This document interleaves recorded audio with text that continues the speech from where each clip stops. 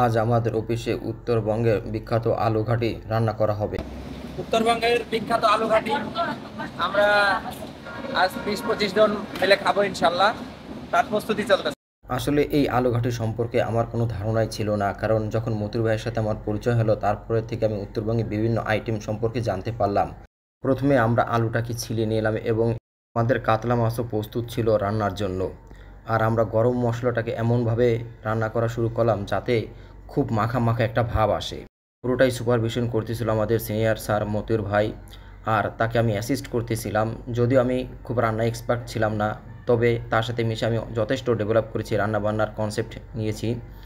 আশা করি রান্নার পাশাপাশি আমারও অনেক কিছু বিষয় তার কাছ থেকে জ্ঞান লাভ করেছি। প্রথমে আমরা মশলাটাকে ভাজা ভাজা করলাম এবং এর জন্য প্রচুর পরিমাণ জাল দিয়ে মশলাটাকে খুব কষাতে হবে। অফিসের খালাদের সাথে আমি আলুটাকে ভর্তা করা শুরু করলাম। এই আলুটা যথেষ্ট পরিমাণ সিদ্ধ হয়েছিল। এর খালা দুজন আলুর খোসা ছাড়িয়ে দিচ্ছিল, আর আমি একটি বলের ভিতর আলুগুলোকে খুব মিহি করার চেষ্টা করতেছিলাম। আলুগুলো নরম হওয়ার কারণে এবং যথেষ্ট পরিমাণ সিদ্ধ হওয়ার কারণে আমি অনায়াসে আলুগুলো নরম করতে পারছিলাম এবং আমি একটা বড় হাতল নিয়ে এটাকে গুঁড়ো গুঁড়ো করতেছিলাম। আর ওইদিকে মতিউর ভাই রান্নার জন্য মশলাটাকে প্রস্তুত করতেছিল এবং প্রচুর পরিমাণ জাল দিয়ে মশলাটাকে ভাজা ভাজা করতেছিল। আসলে একটা কালার না আসা পর্যন্ত মশলাটা কখনো উপযোগী হবে না, কারণ মশলার যেই ফ্লেভারটা না আসা পর্যন্ত মশলাটাকে যথেষ্ট পরিমাণ জাল দিতে হবে এবং মশলাটা যে খাবার সুন্দর হয় সেই খাবারটা কতটুকু কষানো হয়েছিল। অতএব মশলা যত বেশি কষাবেন আপনার খাবারের স্বাদ ও গন্ধ তত বেশি আসবে। অতএব কষানোর উপর ডিপেন্ড করে আপনার খাবারের স্বাদ কতটুকু কি পরিমাণ হবে। এদিকে আমাদের রুবেলও ছিল। রুবেল প্রচুর পরিমাণ কষ্ট করতে পারে এবং আমাদের খুব অ্যাসিস্ট করতেছিল। মতুর ভাইয়ের আন্ডারে থেকে দীক্ষা লাভ করতেছিল যে সে ভালো একটা রাঁধুনি হবে। ভাজা ভাজা কিংবা মশলার একটা কালার চলে আসছে। এবার মানে কষানোর মশলাটাকে এর ভিতরে আমরা প্রয়োজনীয় পরিমাণ ডাল দিয়ে দিব।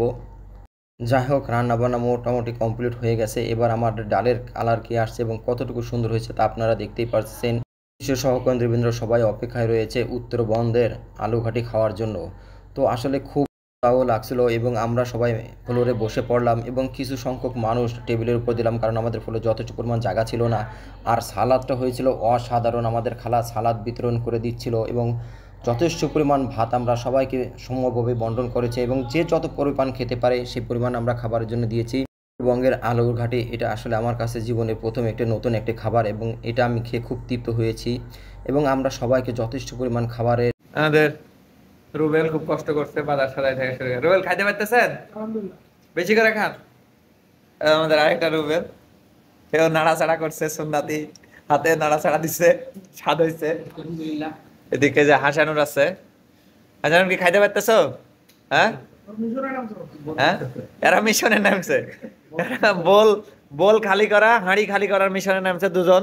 টাকা সবার আগে বসছে, এখনো উঠে নাই। ঠিক আছে, আমাদের এমডি স্যারের দুই প্রিয় পাত্র একসাথে বসছে।